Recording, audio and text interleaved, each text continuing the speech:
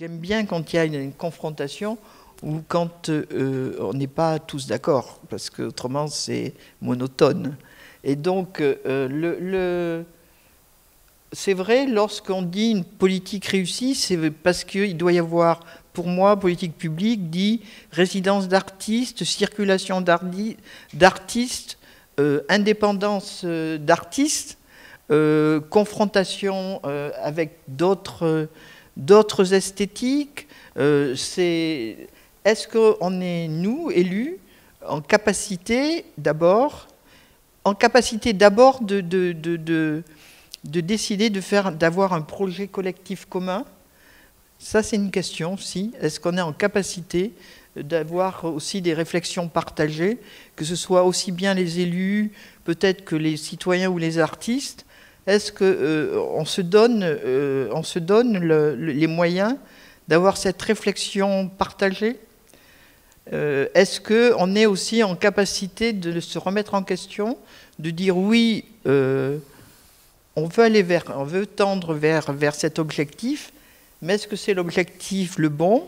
Et est-ce que c'est aussi ce qu'attendent les habitants, les citoyens? Je ne suis pas non plus persuadé. Et quand on a dit ce matin, enfin cet après-midi, on a beaucoup parlé de participation citoyenne.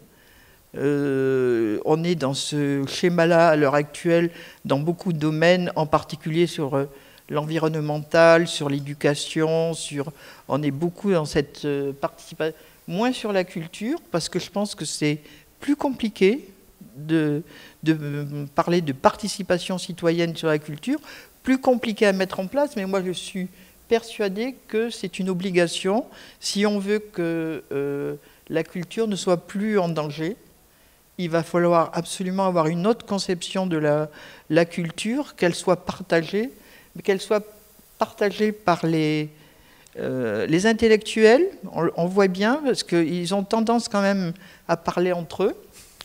Je ne suis pas persuadé qu'ils aient une ouverture totale, les intellectuels, mais en même temps les politiques. On voit bien aussi l'enfermement des politiques. Ça, c'est quelque chose qui me souvent, moi, me touche, parce que en tant que vice-présidente de la FNCC, qui est une fédération nationale, tous les élus à la culture se rencontrent, au moins on se rencontre une fois par mois, et on échange, et on se rend compte vraiment, quelquefois, qu'on est dans un enfermement politique, avec des visions qui sont absolument pas ouvertes. Et alors justement, on pourrait penser que la culture est probablement un des domaines les plus consensuels, je dirais, je ne sais pas, c'est véritablement une question. Et du coup, est-ce qu'on a capacité à porter ensemble une vision commune pour la culture, ou quelles sont les conditions de réussite pour être capable de porter une vision commune? Non, la culture, elle ne peut pas être consensuelle. Parce que alors ça, c'est quelque chose qu'on puisse dire que la culture est consensuelle. Non, moi je pense que la culture, au départ, elle est au contraire, Manuel, comment tu dirais que la culture, puisqu'elle n'est pas consensuelle? Elle est clivante. Elle est clivante? Elle est clivante. Donc voilà. Donc, et oui, Emmanuel, c'est mon maître à penser. Donc,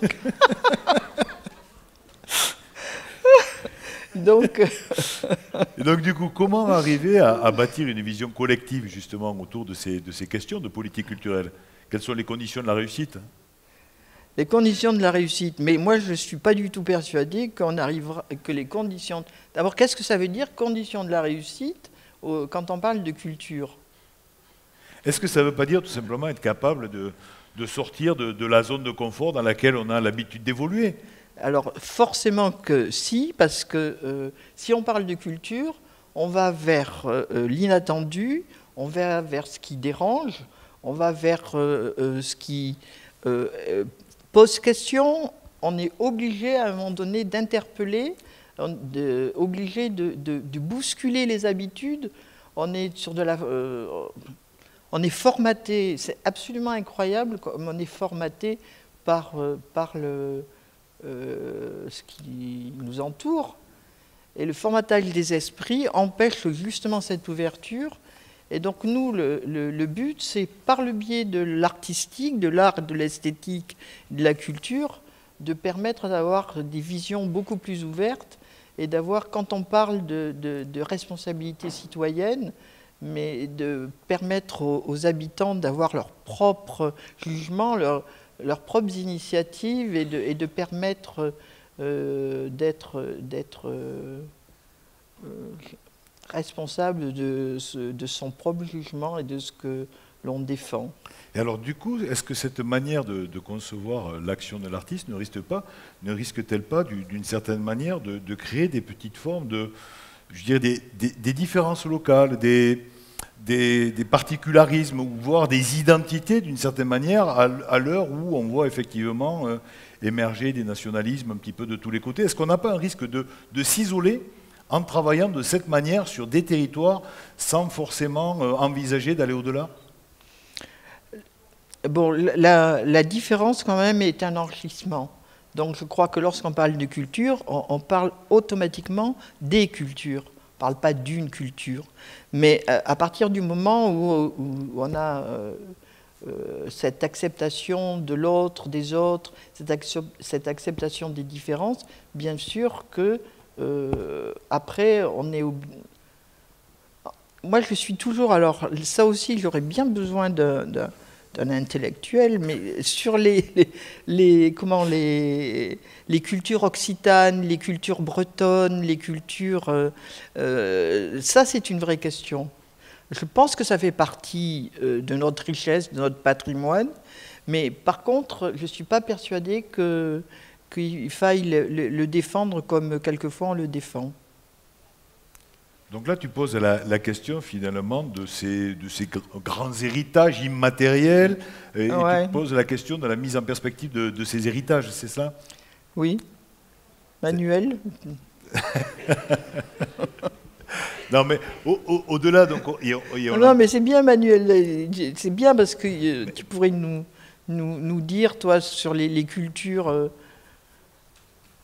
ce que tu en penses. En France, les cultures régionalistes ou les régionalismes tels que tu les as cités, ils ont vécu une histoire assez étonnante au XXe siècle, puisqu'ils sont presque tous nés à la droite du spectre politique, et ils sont presque tous aujourd'hui plutôt situés à gauche, plutôt dans des logiques de progrès, plutôt dans des logiques d'interculturel, telles que tu le proposais tout à l'heure. Donc effectivement, je pense qu'on est loin, pour reprendre la question de Francis, on est loin en promouvant aujourd'hui des formes localisées de culture, d'être dans la réhabilitation d'identité.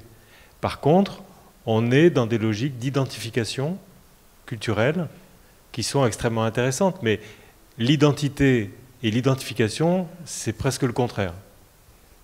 Bon, je vous disais que les intellectuels, ils sont obligés d'exister quand même, donc tant pis, on fera avec. Donc...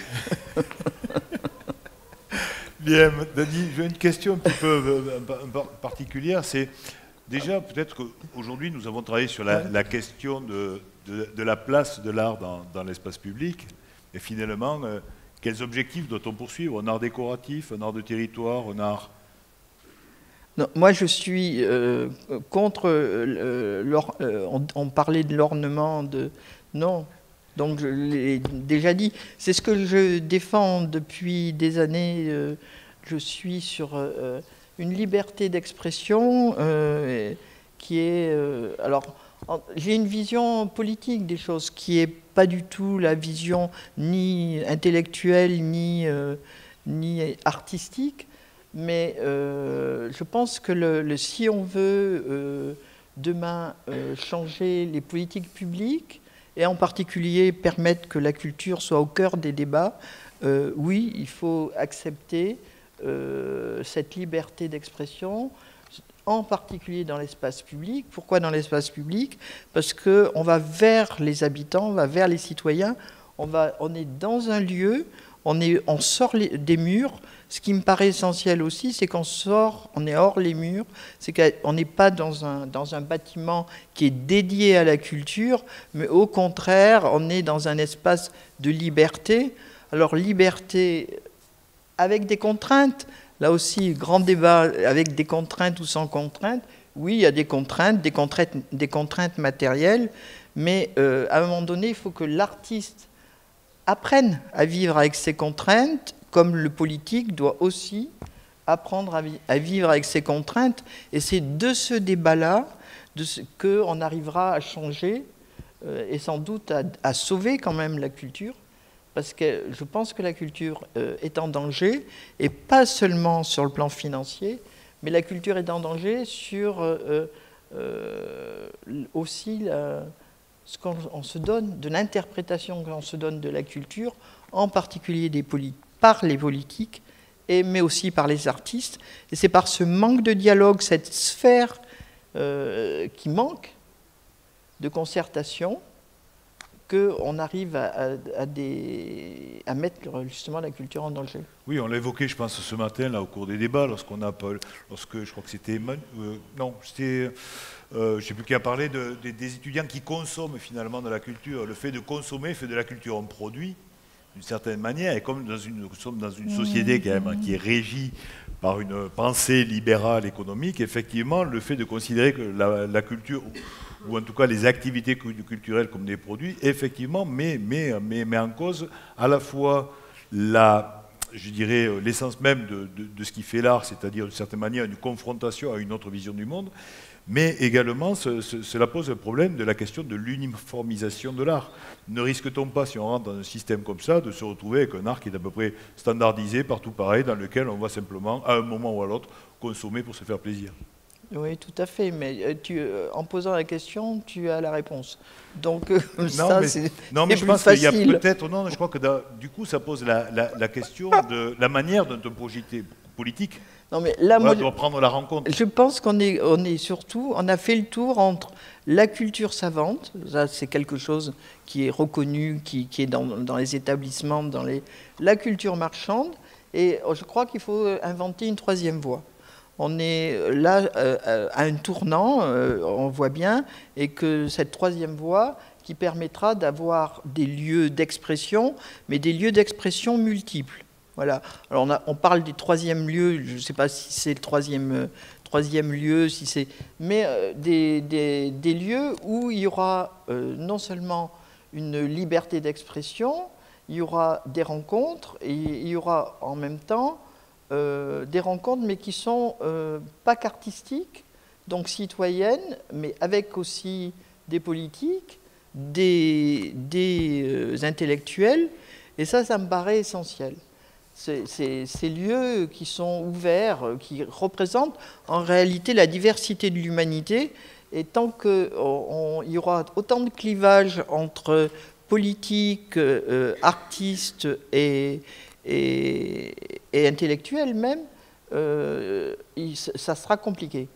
Ces clivages, il faut arriver à les surmonter, et pour les surmonter, c'est aussi par la confrontation, le dialogue, et c'est aussi alors vous parliez de la mémoire, il faut tenir toujours compte quand on va vers le futur, du passé et du présent, donc ça, je pense que ça, c'est aussi indispensable.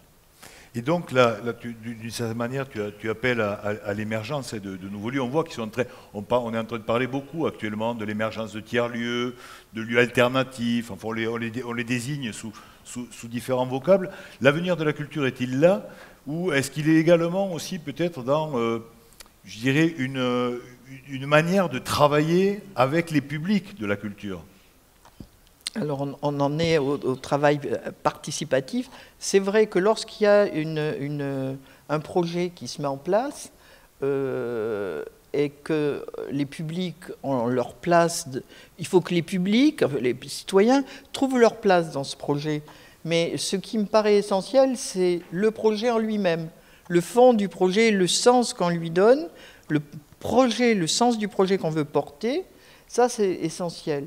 Déjà, c'est très compliqué de décider d'un projet, parce que l'écriture d'un projet est toujours une difficulté en fonction du lieu, en fonction des partenaires, en fonction de quelle représentation on veut donner à ce projet, est-ce qu'on veut toucher quel public, est-ce qu'on veut aller vers des publics dits empêchés, qui n'ont pas accès à la culture, est-ce que c'est un projet au contraire qui va embellir l'espace public, l'écriture d'un projet est compliquée. Mais moi, je suis persuadé que s'il y a une co-construction du projet, c'est-à-dire co-construction, ça veut dire écriture commune. Et à partir du moment où cette écriture se fait, est partagée, se fait en commun, c'est à moitié gagné, parce que justement, il y a cette réflexion, mais au départ du projet, et c'est là où on peut aboutir à un projet vraiment partagé. Oui, alors on a évoqué tout à l'heure les deux manières de bâtir ces projets-là. On a eu le top-down, on a eu le bottom-up.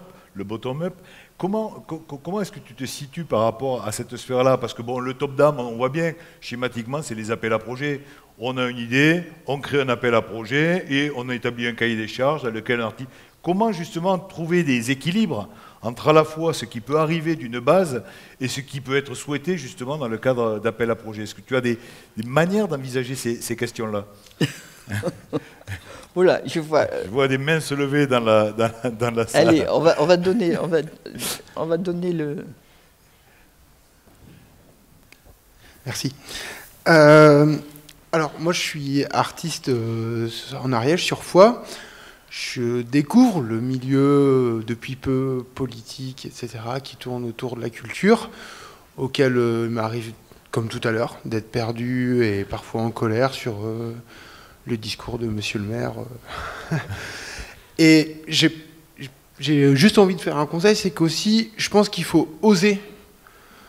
Il faut que les politiques osent suivre les artistes, les écouter, les regarder, et pas forcément... Du moins, j'ai l'impression que souvent, les décisions, elles sont prises d'un côté, et je pense que les artistes ont aussi à découvrir comment fonctionne cette politique, surtout, je pense pour moi, qui la découvre. Et il faut oser, il faut que les politiques aillent vers et leur donnent une chance de pouvoir réussir, parce que je vais défendre ma paroisse, je me bats pour essayer de faire valoir cette culture comme jamais. Et aujourd'hui, je suis en train de me poser la question si on a parlé de la mort de la culture, et je me pose la question si à un moment je ne dois pas abandonner. Parce que je ne trouve plus le moyen, je ne sais plus vers quelle branche aller pour pouvoir réussir. Alors que derrière, j'ai envie de me dire, et si à un moment les politiques, même je ne demande pas de mettre des millions d'euros, je demande d'avoir un accompagnement, de faire confiance aussi à leur choix, et justement après, de prendre ces décisions, et si on essayait de construire quelque chose ensemble. Mais au début, on est toujours dans cette situation où, oh non, mais on va attendre encore un peu, on doit attendre qu'il y ait des preuves qui soient faites pour pouvoir agir. Et le temps que ces preuves soient mises en place, eh ben souvent on abandonne, et derrière on se dit qu'on... Pour se nourrir financièrement, etc.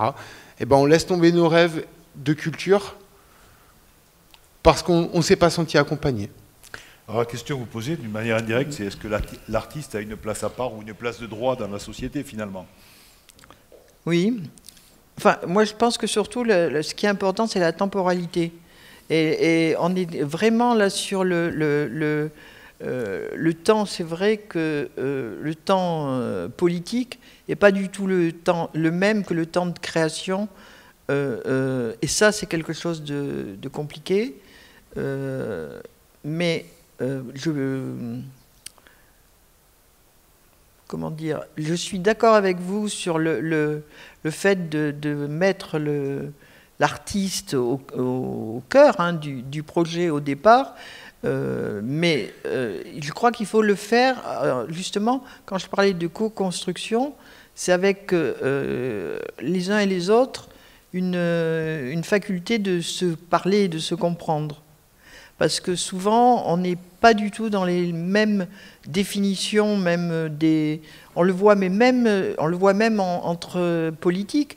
On est sur, par exemple, quand on a fait ce projet Interreg, et on a mis du temps à avoir la même définition des mots, à mettre derrière se comprendre. On n'était pas sur du tout un même territoire, pas du tout des mêmes gouvernances.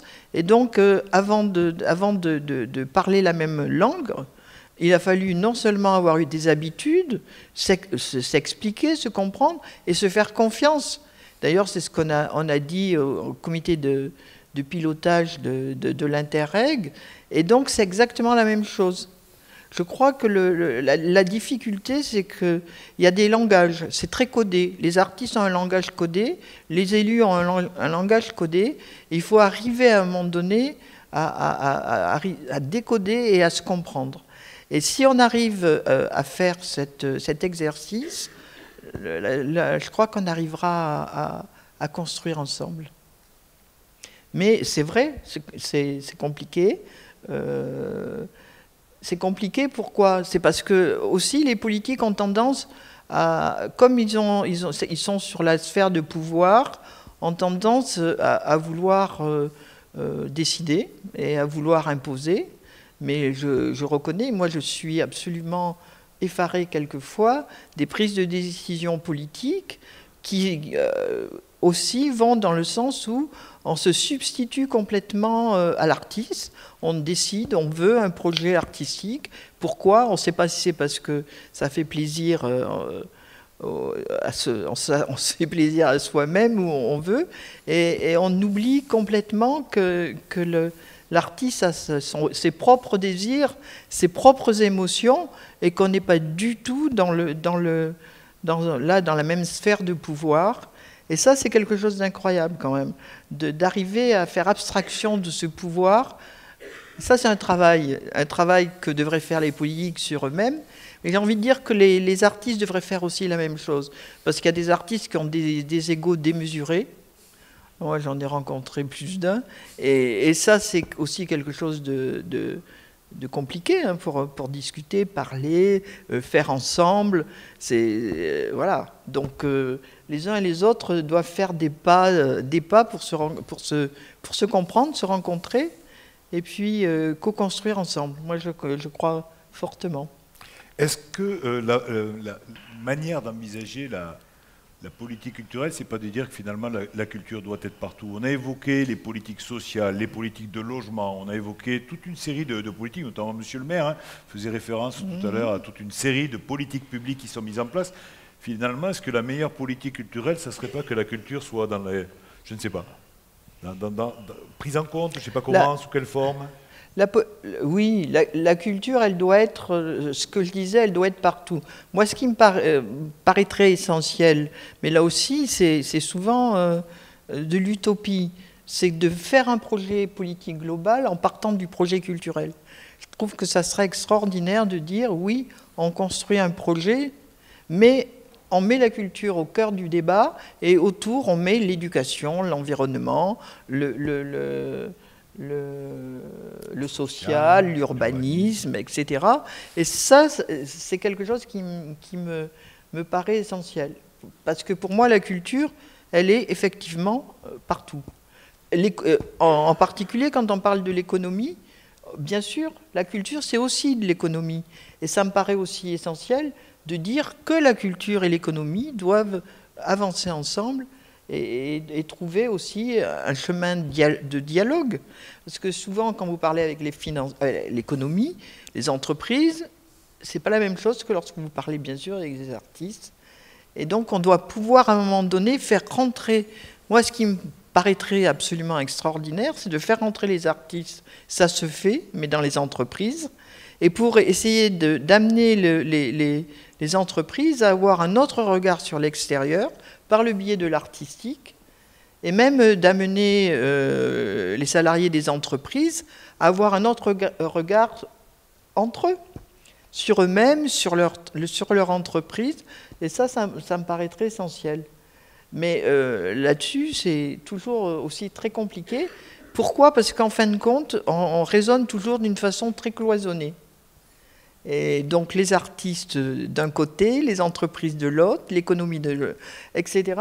Et on est toujours sur un cloisonnement incroyable. Mais on voit bien un cloisonnement aussi quand vous avez les salariés. Ils ont eux-mêmes un cloisonnement très important entre leur vie privée et leur vie professionnelle. Et donc, on est sur... on n'arrive jamais à trouver une vision un peu globale de notre engagement et de notre envie de faire. Voilà. Faire ensemble, moi, il me semble que c'est quand on donne du sens, soit à notre engagement public, soit à notre engagement privé. Je crois qu'il y a quand même toujours du sens à mettre à l'arrivée et qu'il y a toujours un fil conducteur. Donc en clair, je pense que Dany, tu prêches pour une vision holistique de l'ensemble du système, avec une prise en compte systématique, et l'avenir de la culture est peut-être là-dedans, une prise en compte systématique de l'action culturelle dans l'ensemble du développement des politiques publiques, mais également aussi à notre niveau individuel, dans la manière dont nous sommes et dont nous participons, d'une certaine manière, à l'élaboration d'une culture, ne serait-ce qu'en la consommant. Puisque si nous consommons de la culture de masse, ben nous fabriquons et nous suscitons la création de culture de masse. Donc tu poses véritablement la question de la responsabilité individuelle et collective. Oui, mais je pense. Mais par exemple, ce qui me paraîtrait aussi intéressant, c'est de trouver des passerelles entre les pratiques professionnelles et les pratiques amateurs. Souvent, quand on parle de culture, on parle peu de pratiques amateurs. Alors que les amateurs, il y a énormément qui font de la musique, mais de la danse, donc ces passerelles, on est là, je pense qu'on devrait remettre beaucoup à l'ordre du jour l'éducation populaire. On est sur mais c'est incroyable parce que ça a été... C'est une histoire, l'éducation populaire, et à un moment donné, on a complètement abandonné tout ce qui faisait sens dans l'éducation populaire. Ça, je trouve dommage. Oui, tu poses bien la question effectivement de ces relations de pratiques amateurs et pratiques professionnelles. La plupart des professionnels d'ailleurs ont commencé en tant qu'amateurs avant de se spécialiser, de devenir des incontournables souvent de leur propre discipline, ou des véritables virtuoses même de leur discipline. Donc on voit bien qu'effectivement il y a un mouvement d'aller et retour, je dirais, entre le monde de l'amateurisme, le monde des professionnels, et peut-être faut-il travailler encore à bâtir des passerelles, comme tu disais. Bâtir des passerelles, certainement, mais ce qu'il faut surtout, c'est pas minimiser aussi le monde des amateurs. Souvent, quand on parle de culture, on parle de... Il ne faut pas non plus occulter l'excellence, parce que je crois que c'est important de défendre l'excellence, mais est-ce qu'on peut dire que parce qu'on fait de la musique ou autre, c'est secondaire et c'est sans importance? Je ne crois pas. Tout ce qui permet d'ouvrir l'esprit, qui permet à la construction de soi-même est important. Et si c'est faire de la musique, mais faire du sport aussi. Souvent, on oppose le sport moi qui suis une grande sportive, vous le savez. Donc, on oppose souvent le sport et on se rend compte qu'intellectuellement, on dit bon, les sportifs, ils sont cons. Et les autres, c'est l'intelligence. Et ça, je trouve ça... on a des a priori comme ça qui sont quand même assez extraordinaires.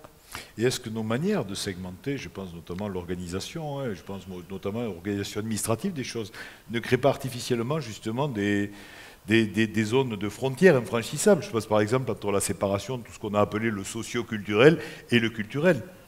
Est-ce que ça veut dire qu'il y a une culture qui, d'une certaine manière, voilà, est une culture immanente au-dessus d'un socio-culturel qu'on connaissant a laissé exister?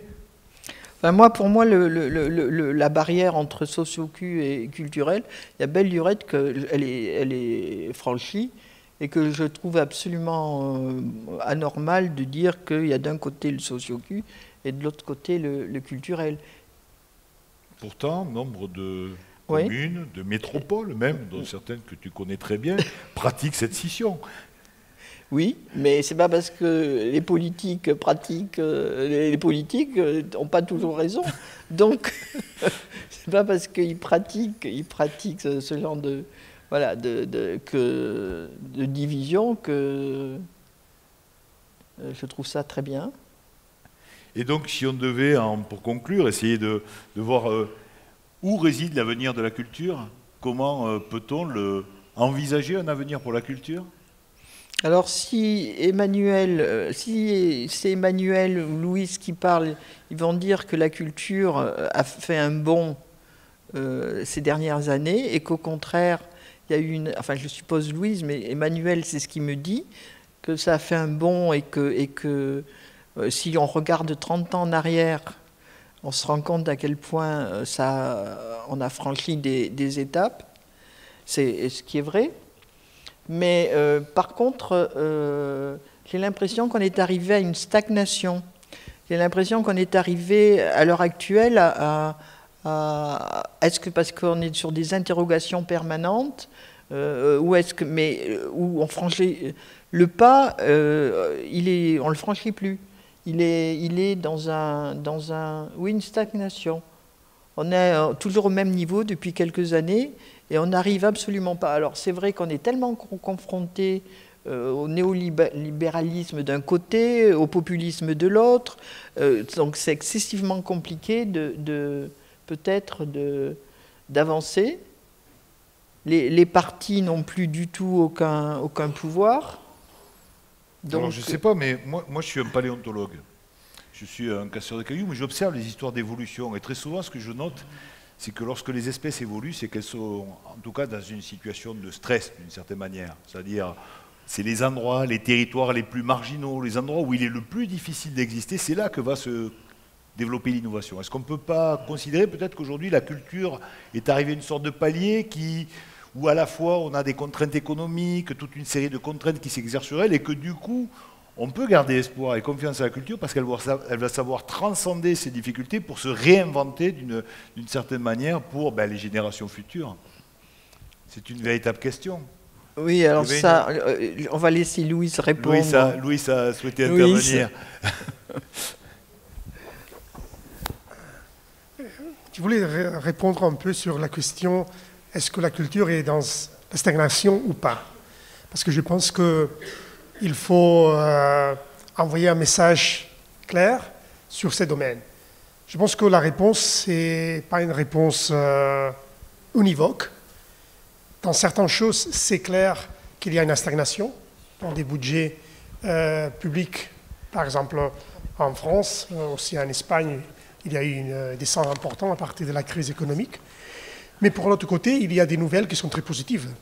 Par exemple, dans les projets des budgets pour les programmes Horizon 2020 pour les 6 ans 2021-2027, la culture est dans les centres des préoccupations pour la recherche qui va être financée pour l'Union européenne. Il y aura beaucoup d'argent.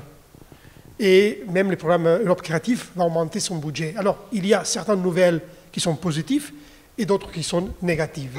Le problème, c'est que le rôle de la culture sera différent, dans le sens qu'il y a une demande d'implication dans des enjeux qui sont des enjeux généraux, dans un moment où il y a une énorme complexité que nous ne sommes pas capables de résoudre, et on voit dans la culture un espace de réflexion, un espace d'analyse, un espace d'expérimentation.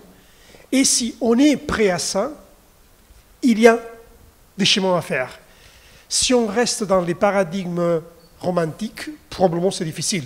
Mais c'est aussi difficile qu'il était pour Mozart, laisser travailler pour l'archevêque de Salzbourg et vivre à Vienne, parce que travailler pas comme un employé de l'évêque, mais comme un artiste indépendant, c'était énormément complexe. Je pense que ça, il faut l'accepter, mais il fait partie toujours. Le monde de la culture, le monde de l'art, c'est un monde où il y a très peu qui réussissent à obtenir les succès, et la plupart du monde, non. Mais, et je laisse cette idée ici, l'idée c'est l'intelligence artificielle va changer absolument les marchés de travail, il va changer la relation entre travail et loisirs. Et ici, il y a probablement un espace énorme pour les professionnels d'accompagner l'énorme quantité des amateurs qui probablement pourront utiliser ce temps, peut-être pas beaucoup d'argent, mais les temps, pour faire d'autres choses. Et je pense que ça, c'est une réinvention de la profession. Et je pense qu'ici, il y a d'énormes possibilités. Mais comme toujours, il faut être en tête dans l'avant-garde pour essayer de répondre aux enjeux. Et bienvenue à la complexité. La culture a été toujours à la mêlée de ça. Merci, merci Louis. Une question dans la salle?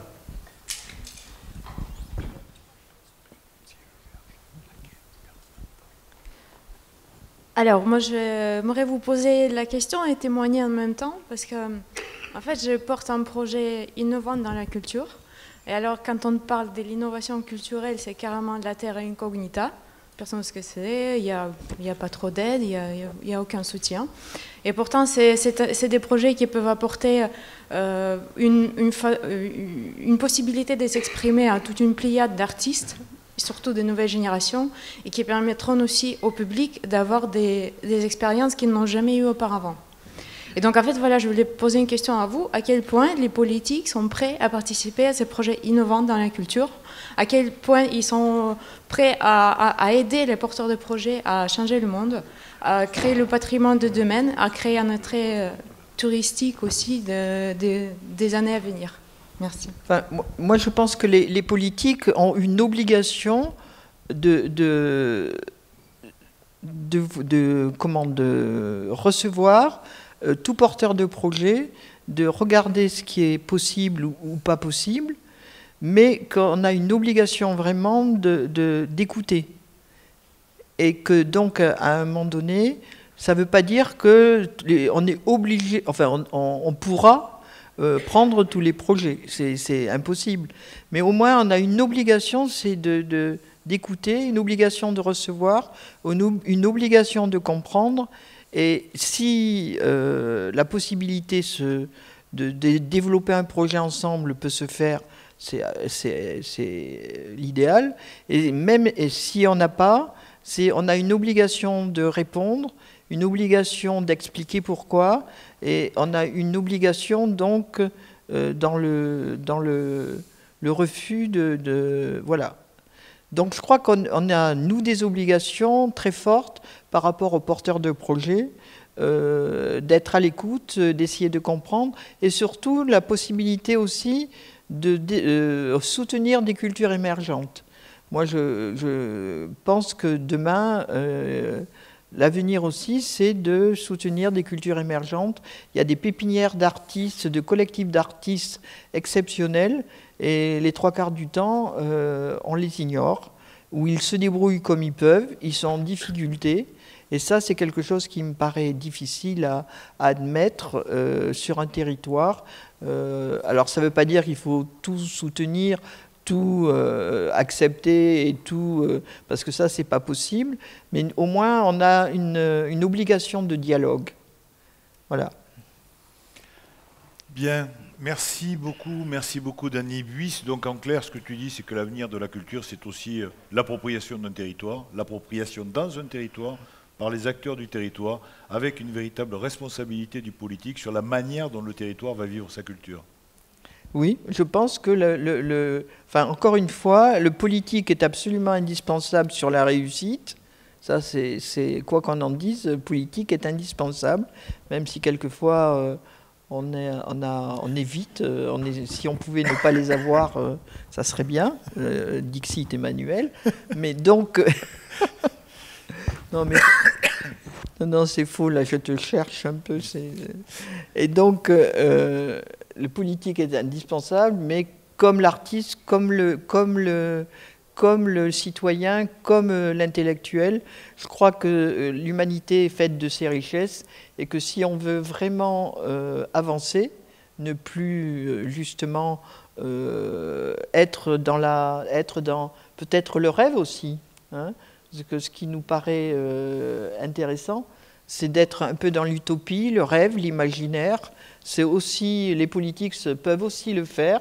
Et on a les mêmes émotions, on a les mêmes les mêmes envies, envies de rêve que les autres.